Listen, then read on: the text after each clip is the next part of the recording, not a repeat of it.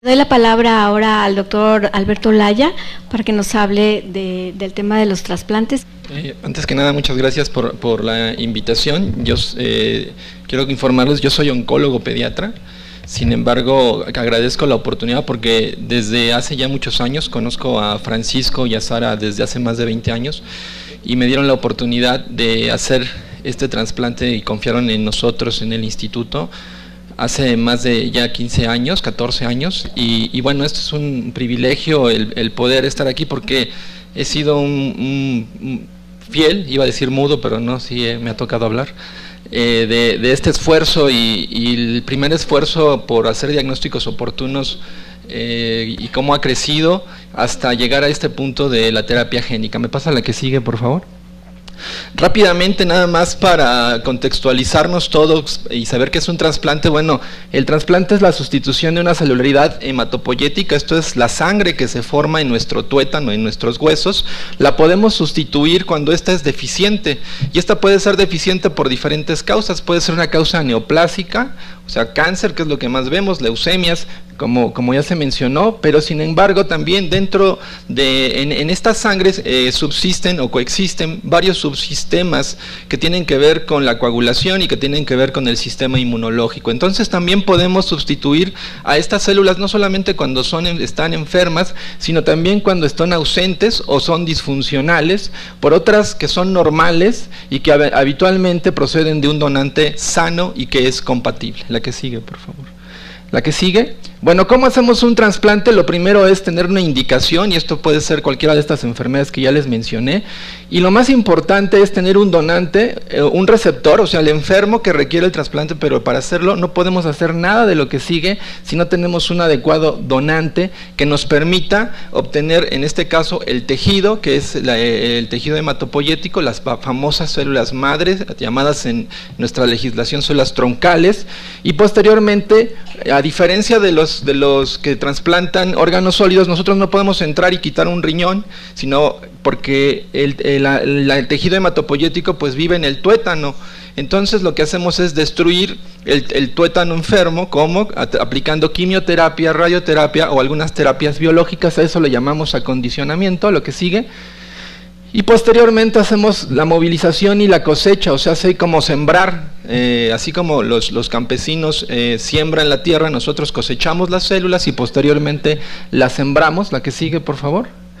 Y estas células las podemos obtener de diferentes fuentes, ya sea de la sangre periférica, de la sangre de cordón umbilical o de la propia médula ósea del donador sano. Y la que sigue. Y finalmente, a través de un catéter que llega a un vaso grueso que está en nuestro organismo, circula por la sangre y las células regresan a su lugar de origen, que es la médula ósea, que es el tuétano, y ahí comienzan a regenerar y a reconstituir nuevamente este sistema hematopoyético donde está incluido este nuevo sistema inmunológico que de tanto se ha hablado. La que sigue, por favor. Bueno, esto es un poco gráfico para que ustedes vean. Por algún motivo estas células llegan a través de la circulación, como se ve al fondo a la izquierda, llegan otra vez a su casa, que es el estroma medular, que es la cama donde viven, y ahí reconocen una serie de receptores y contrarreceptores, se vuelven a anclar a ellos. Y la que sigue. Y finalmente, estas nuevas células comienzan a formar toda la sangre que necesitamos, glóbulos rojos, glóbulos blancos, plaquetas, y dentro de estos glóbulos blancos, pues las células que componen el sistema inmunológico. La que sigue.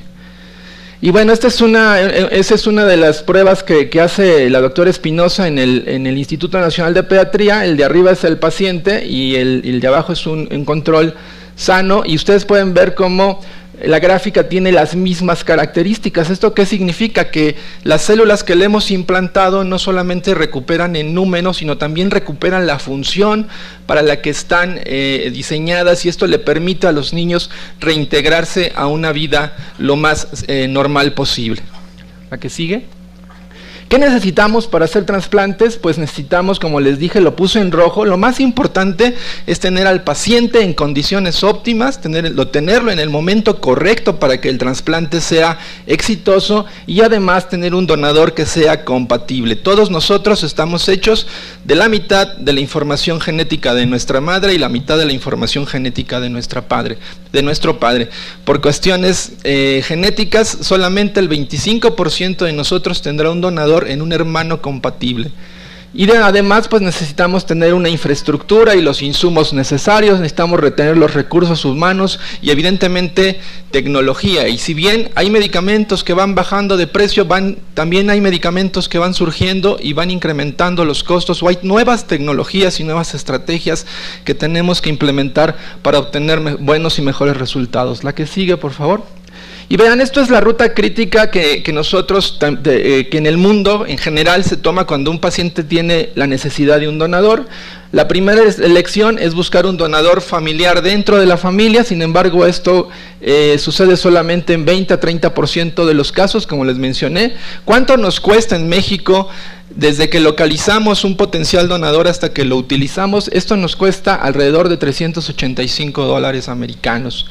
Cuando en el mundo, como en Estados Unidos y en Europa, su segunda elección es buscar un donador no relacionado en los famosos bancos de donadores, en donde la principal población es caucásica por obvias razones, la población las minorías étnicas donde se encuentran los hispanos, nosotros los mexicanos solamente representamos al 10 y 20%. Cuando nosotros necesitamos traer células del extranjero, el costo de la obtención de las células desde que iniciamos el proceso de búsqueda hasta que infundimos estas células, solo las semillas que vamos a infundir, es de alrededor de $45,000. Y cuando no tenemos un donante, esto en México sucede sobre y alrededor del 70%. Quiero mencionarles que hay instituciones en el sector salud que solamente ofrecen la primera alternativa de trasplante, la de donador relacionado, y que cuando el paciente no tiene un donador dentro de su familia, aunque tenga la enfermedad, automáticamente se le desecha o se le niega la posibilidad de poder acceder a un trasplante. La que sigue. Y bueno, ¿qué es lo que hacemos nosotros en México? La falta de estos donadores no relacionados y de estos bancos que ya se mencionó, nos obligan o nos han obligado a desarrollar una estrategia y brincarnos el paso intermedio e irnos al tercer paso para hacer una segunda elección, y entonces utilizamos lo que nosotros llamamos donadores alternativos. Los donadores alternativos son la sangre de cordón umbilical o el trasplante haploidéntico. Rápidamente les diré que cualquier cosa que nos separe de la izquierda, o sea, del modelo inicial, que es la primera, y nos vaya alejando de evidentemente repercutirá en los resultados. Conforme nos vamos separando de este modelo ideal, los resultados van decayendo y no son los óptimos, y la supervivencia, que es lo que nosotros buscamos con una adecuada calidad de vida, se ve mermada, y desafortunadamente pues tenemos que brincarnos el paso 2, que es casi y tiene los mismos beneficios que el paso 1. La que sigue. La que sigue. Bueno, entonces nosotros en México, ¿qué tenemos? La estrategia para este 70%, que es la mayor parte de nuestra población, de bancos de sangre de cordón. En México hay 4, el Banco del Centro Nacional de la Transfusión Sanguínea, el Centro Médico Nacional La Raza tiene un banco, el Hospital Universitario de Monterrey y Donormo, que es un banco de la institución privada, de una fundación como esta, que da un servicio público. Lo curioso es que los 4 son independientes y no funcionan en red. O sea, cuando yo busco un banco a nivel internacional, con una sola búsqueda, yo englobo a todo el mundo y no importa dónde esté la unidad, si está en Bélgica, si está en Chile, si está en Japón o si está aquí mismo en México, la base de datos me arroja esa información.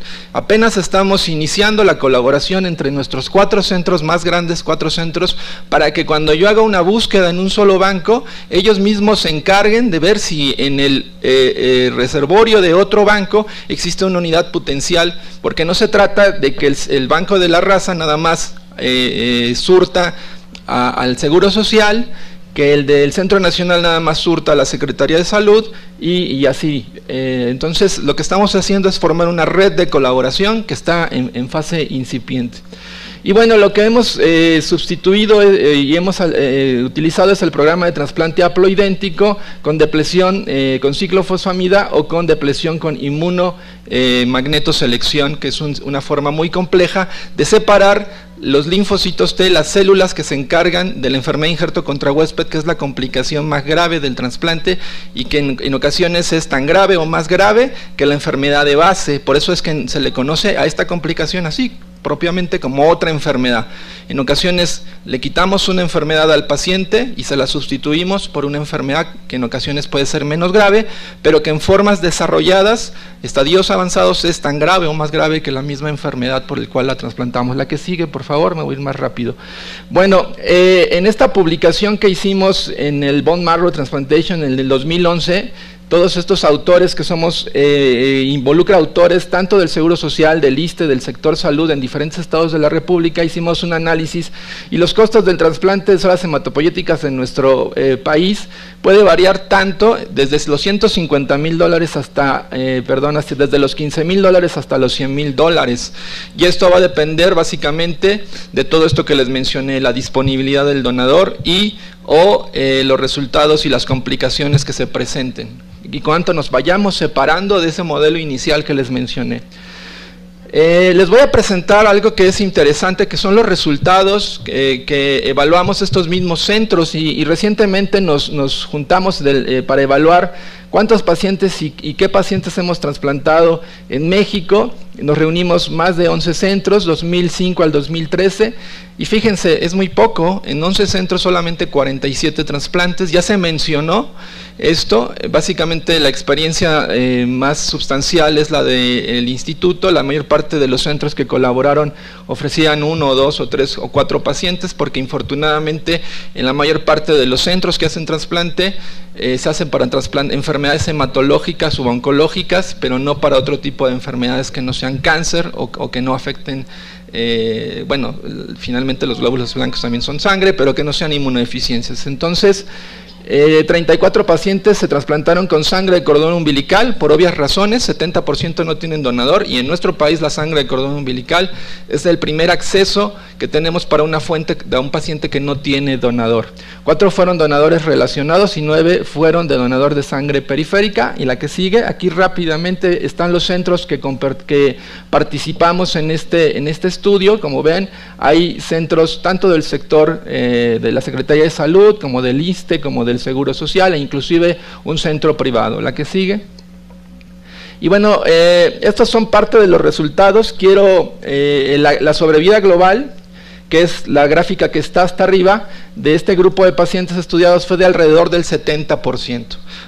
Podría parecer satisfactoria, pero en países desarrollados, con más desarrollo en este tipo de enfermedades, la supervivencia está por arriba del 90%. Y vean aquí lo interesante, en la última, en la que está más abajo, en aquellos pacientes que tenían un donador familiar dentro de su familia, o que tuvimos acceso a un donador no relacionado, la supervivencia fue muy cercana a este 90%, mientras que los que fueron trasplantados con sangre de cordón, es la línea verde que se ve abajo, la supervivencia cayó alrededor del 50%. Entonces, el no tener un donador adecuado impacta directamente en la posibilidad de que los pacientes se puedan beneficiar de este tipo de tratamiento. La que sigue. La que sigue. Vean, esta es la productividad de nuestro centro en el Instituto Nacional de Pediatría desde el 2002 al 2015, y ustedes pueden ver cómo hemos en los últimos años, como lo mencionó el doctor Espinosa, hemos incrementado de manera muy importante la atención de este grupo de niños, de tal manera que hoy ocupa la segunda causa de trasplantes en el instituto, y tenemos la fortuna de tener a la doctora Nideida Ramírez, que es una inmunóloga formada en el instituto, que se formó en trasplante en Canadá, como parte de nuestra unidad, y específicamente con su expertise volcada a este grupo de pacientes. La que sigue. Y vean, de las características, yo creo que es muy importante siempre que el tener información, y que esta información sea propia, y no estar tomando decisiones sobre las informaciones realizadas en otros centros. Y vean cómo las características pretrasplante que más impactan en nuestro grupo es el tiempo de referencia. media de 270 días en un rango que va de 1 hasta 1900 días. Esto es, una vez que el paciente fue diagnosticado, ¿cuánto tiempo tardó en llegar al centro de trasplante? ¿Por qué es importante? Porque este es un factor predictivo para el beneficio del trasplante. Cuando trasplantamos a los niños de manera oportuna y temprana, esto repercute en un buen resultado. Tiempo de espera, este es otro que nos pega mucho. La media es de 280 días, con un rango que va de 112 a 304 días. El promedio global a nivel mundial debería ser para este grupo de pacientes de no más de 90 días una vez que llega al centro de trasplante. La edad del diagnóstico es un factor que pega directamente en la supervivencia. Menores de 6 meses 8% solamente, mayores de 6 meses de 6 meses a un año al 12%, y mayores de un año, como ya se mencionó, más del 82%. ¿Por qué es importante? Porque hay enfermedades donde trasplantar a los niños antes de los 6 meses prácticamente les garantiza que se curen, curarlo y tratarlos antes del año, más del 90% se pueden curar. Pero cuando se trasplantan en etapas avanzadas o en estadios tempranos de su enfermedad, esto causa menor supervivencia.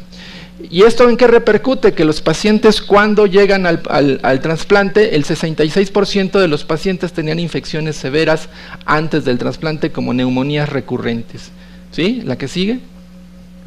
Esta es la fuente de sangre, la fuente de células que utilizamos, y vean que lo que les mencioné, más del 70% de nuestros pacientes tuvieron que ir a trasplantes haploidénticos o a trasplantes de sangre de cordón umbilical, y solamente el 24%, 21% con un donador relacionado, y vean como menos del 3% tuvieron acceso a un donador de células obtenidas de un banco, habitualmente del extranjero. ¿Por qué? Por la limitante del costo.